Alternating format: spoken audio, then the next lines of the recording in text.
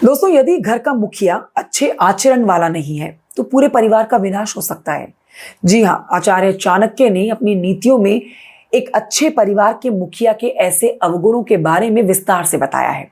देखिए, आचार्य के अनुसार कुछ ऐसे लक्षण होते हैं जो अगर घर के मुख्य व्यक्ति में दिख जाएं तो उस घर का विनाश निश्चित होता है। ऐसे परिवार में कोई सुखी नहीं रह पाता है और ऐसे घर में भारी आर्थिक परेशानियां आ सकती हैं। तो आइए जानते हैं मेरे वीडियो में वो कौन से अवगुण हैं जो आचार्य के अनुसार घर के मुखिया में नहीं होने चाहिए।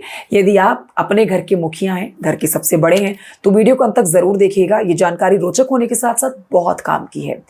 सबसे पहला बिंदु है इस वीडियो का, जो खुद नहीं करते हैं नियमों का पालन। जी हाँ, घर में बड़े बुजुर्ग अक्सर एक गलती करते हैं कि वो कई नियम कायदे बनाते हैं, लेकिन वो नियम कायदे घर के छोटों तक ही सीमित रहते हैं।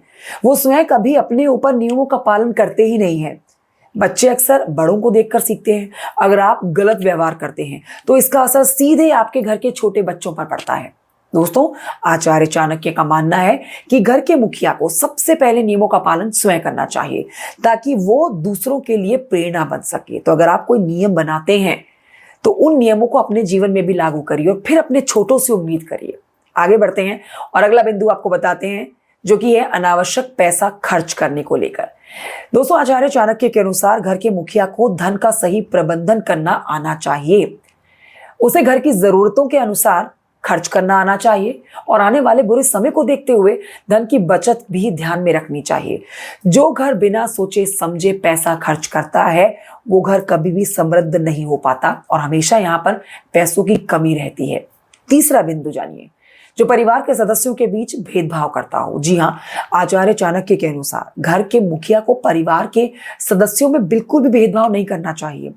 एक नेता के रूप में यह हमारी जिम्मेदारी है कि हम सभी की बातों को सुने और सभी के हित में निष्पक्ष निर्णय भी लें। वहीं अगर परिवार के दो सदस्यों के बीच में मतभेद है तो मुखिया का कर्तव्य होता है कि वो दोनों की बातों को सुने और सही फैसला ले। किसी का पक्ष लेने से परिवार के सदस्यों के बीच कलह होती है जो अंततः परिवार को नष्ट कर सकती है। इस वीडियो का अगला महत्वपूर्ण बिंदु है खाना बर्बाद करने को लेकर। दोस्तों, शास्त्रों में भोजन की बर्बादी को महापाप माना गया है। देखिए, अन्नपूर्णा माता द्वारा दिए गए वरदान के रूप में भोजन करना चाहिए। खासकर अगर घर का मुखिया अनाज की बर्बादी करता है तो देखिए, ऐसे में तो घर को हमेशा आर्थिक तंगी और अन्य संकटों का सामना करना पड़ सकता है।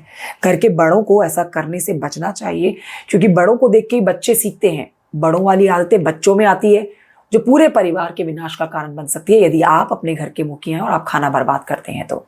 अगला बिंदु है परिवार के साथ अच्छे संबंध ना होना। दोस्तों, आचार्य के अनुसार परिवार के मुखिया को परिवार के बाकी लोगों, खासकर अपने भाइयों के साथ अच्छे संबंध रखने चाहिए। देखिए, पूरे परिवार में भाईचारा होता है तो सभी एक दूसरे की ताकत बन जाते हैं। ऐसे परिवार में अगर किसी एक व्यक्ति पर कोई संकट आता है तो पूरा परिवार उसके पीछे खड़ा हो जाता है। वहीं जब घर का मुखिया परिवार के सदस्यों के साथ अच्छे संबंध नहीं रखता है तो वो कहीं ना कहीं अकेला पड़ जाता है।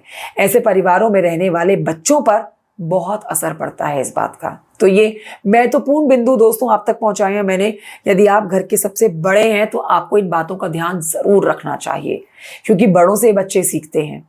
ये जानकारी कैसी लगी है आपको कमेंट करके जरूर बताएं। आप वीडियो लाइक कर सकते हैं, चैनल को सब्सक्राइब भी कर सकते हैं। इसी तरह की रोचक जानकारी मैं आप तक पहुंचाऊंगी। जय श्री कृष्णा, राधे राधे।